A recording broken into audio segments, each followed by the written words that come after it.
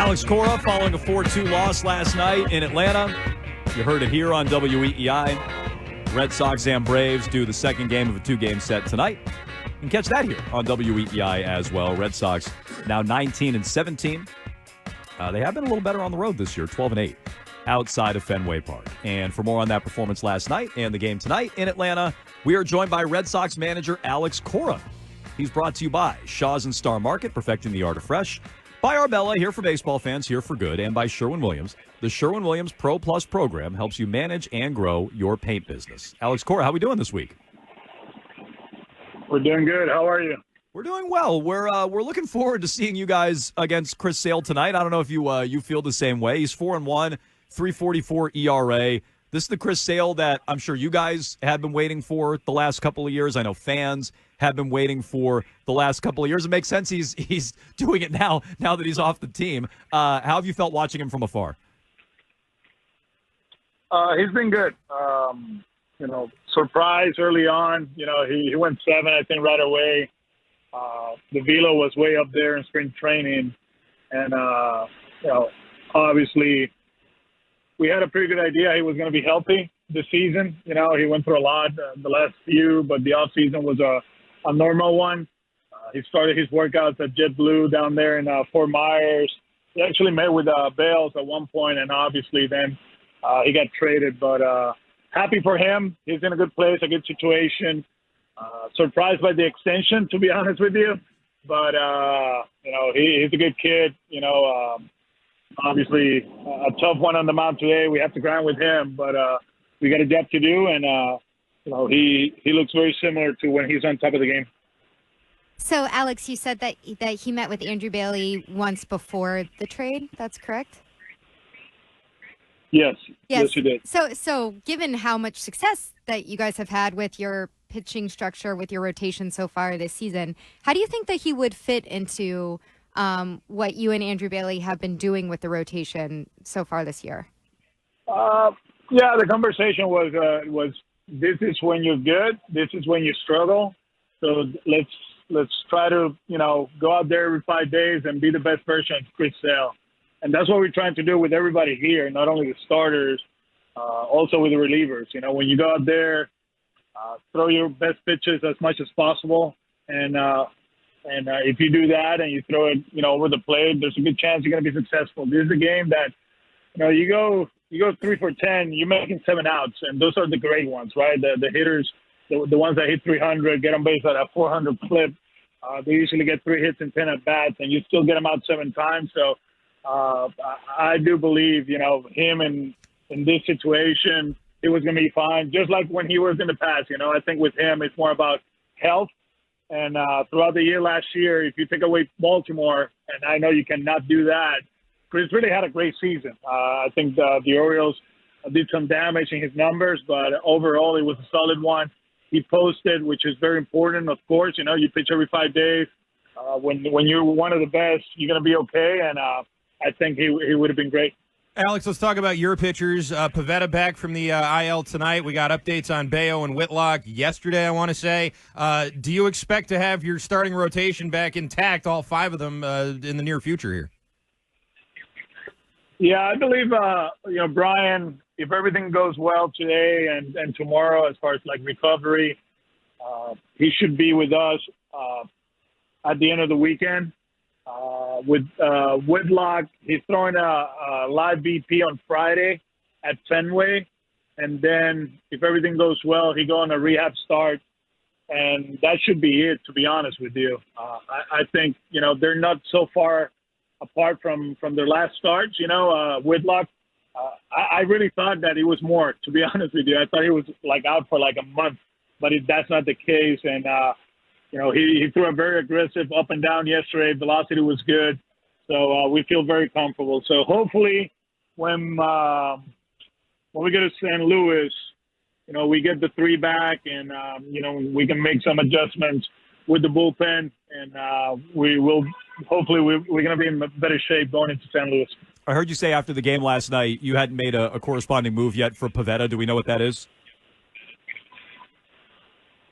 Yeah, we're gonna excuse me. We're gonna option now. he did a good job with us coming out of the bullpen, but we need him to go down there and stretch him out again. As we're one pitcher away from, bringing him back and probably give us length out of the bullpen. So he'll go back into the rotation in Worcester. The other move, we're going to designate Zach Short for assignment. Romy Gonzalez is going to be with us. Actually, Romy's starting at first base today for us. Okay, what's the lineup looking like? He's at first. What's the rest of it look like? Yeah, Ref is we're gonna stay away from Ref today. I think it's a smart play. He's trending in the right direction, but if we push him, we might go backwards. So he's not gonna start today. We got Romy at first. We got Grissom at second. Rafael at short. Rafi at third. Wong is catching. O'Neill, Abreu, Duran in the outfield with Cooper DHing. You broke up a little bit. Who's DHing? Cooper is DHing. Cooper is DHing. Okay. Cooper. Yes. Alex, you guys have struggled a little bit offensively last night to put the ball in play. What do you need to see from that lineup to capitalize on some of the traffic that you're able to create on the bases? Yeah, I think the most important thing is recognize the game. And, we had certain situations in this road trip, and actually the last game against the Giants in the first inning, first and second, no outs, we don't score. There was another one, second and third, no outs in Minnesota. We didn't score. Yesterday we got men at second in the first inning. Obviously, we got Rafi at the plate, so, we don't want him to roll over and get the guy over at third base. But we don't score in that first inning. Then late in the game, Abreu is up with men at second, and in that one, we have to be better in that spot. If we're going to make a out, just make sure the guy gets over to third base. We didn't do it. He's been one of our best hitters. But in that spot, we have to make, we have to make sure we get that guy to third base. And it doesn't guarantee that we score, but we put ourselves in a situation that with a ground ball or a fly ball, we score one, we get the lead in seventh, we go to the bullpen, and we get a chance to win the game. We put some good at-bats. Their starter walked 4. We got some hits, but, obviously, we didn't score enough, and that's something that, as a group, we have to make sure. We have to be conscious that there's certain at-bats that, they're team at-bats. And I know we're trying to do the best to give them the information, but, we have to perform. We have to execute, and yesterday we didn't do it. Alex, I don't know if you know this, but the jig is up with the pitching staff. ESPN wrote a big expose about how you're throwing less fastballs, and that's why no one can hit you. So clearly everybody's about to adjust to that. But I was wondering, do you guys consider that something that, like, a big change like that year to year, something that'll be picked up on by the rest of the league? Is that something that you sort of look at and think, well, they can't beat my guys? Or is it something that you, as a manager, see and think, all right, we're going to have to keep reinventing ourselves in this way if we want to stay on top of these batters? I do believe the league is making adjustments as far as the pitching part of it. You see the Yankees the last few years throwing more sinkers, going east-west. Right now, the Astros, they still have kind of like the similar attack, right? Because they got Verlander, then they have guys that they throw fastballs up in the zone and breaking balls down. Some of those guys are making adjustments too. So this league is very tough. I think yesterday Cutter used his four-seamer more than in the past, and it's who we're facing. So we want our guys to, keep using their best pitches as much as possible, but at the same time, in the case of Cutter, he can go east-west, he has the breaking ball, but his best pitch is the four-seamer. And it just happens that it matches up well against the Braves, and we used it yesterday. There were a few counts there, 3-2 counts, that they took the fastball right down the middle. And probably they were, game planning against us, trying to think east-west, and it didn't happen. So, Tech and then Bales and the group, they do an outstanding job, trying to stay one step ahead of the opposition, and so far so good. We got so much information that it's not a secret now that people are writing about us and what we're doing. The organization, they have the information. They saw it in spring training, how we were attacking guys. They saw it in the first month of the season, how we did it, and we're going to keep going. We're inducing 2-week contact. We're getting, quick outs.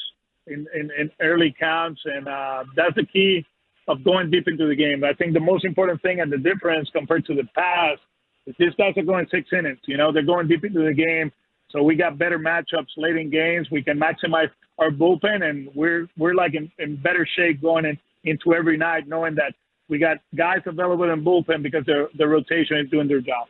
Time now for our Sherwin-Williams question of the week. It's sponsored by Sherwin-Williams. You can ask Sherwin-Williams how to bring color to your life. And our Sherwin-Williams question of the week is from Bobby Link and RJL Painting Concepts. He asks, the Red Sox are 12-8 on the road this year, but only 7-9 at home. Why are you struggling at home, Alex, and how will you turn it around? I wish I knew. I think the last homestand was a good one. In the first one, we didn't play defense. So, as you guys know, this team kind of like goes as long as the defense, right? If we play good defense, we got a chance to win ball games. And the first homestand, we didn't do a good job. And the second one, we were better. We just got to keep pushing these guys to improve, to be a good defensive unit. And if we do that, we're going to be okay. Okay, that's our I got the answer now, right? No, it's perfect. That's a good one. It's our Sherwin-Williams question of the week. If you have paint questions, you can ask Sherwin-Williams. I still think it's Neil Diamond's fault, personally. That's got to be what it is. Alex, we appreciate the time. We'll talk to you next Wednesday. We can talk about that in another one. Exactly. Right. We'll talk about that one in another one. Thank you. Be well. All right. Talk to you. Alex Cora, as all our guests, joins us here on Jones and Mego with Arcan WEEI. I think it's Sweet Caroline. That makes sense. I mean, he's been critical of it before. Makes sense. Yeah, they were better on the last homestand. Fair. Although they've been worse on the last road trip. We'll see how this one goes. Against Chris Sale tonight. You can catch it here on WEEI. We'll get back to the Celtics. When it comes to their struggles, we already discussed Jason Tatum. You can still jump in on that. 617-779-7937. How far can they go? If Tatum continues to play like this, and how have the Celtics grown from past failures? Have they? Has Tatum? We'll get to